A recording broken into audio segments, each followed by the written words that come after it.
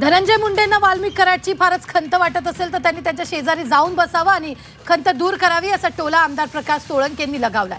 एक माणूस 10 महिन्यांपासून आपल्यात नाही अशी खंत धनंजय मुंडेंनी काल परळीत बोलून दाखवली होती। सरपंच संतोष देशमुख हत्या प्रकरणात तुरुंगात असलेला वाल्मिक कराड याची उणीव धनंजय मुंडेंना भासत असल्याची चर्चा यामुळे रंगली होती। त्यावर प्रकाश सोळंकेंनी हा टोला लगावला। वाल्मिक कराड सध्या बीडच्या कारागृहात आहे।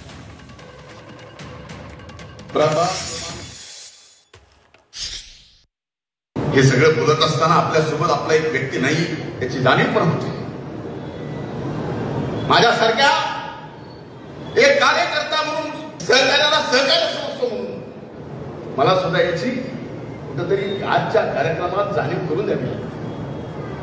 काय चुकलं काय नाही ते बघेल। आता त्याने जी काय खंत बोलून दाखवली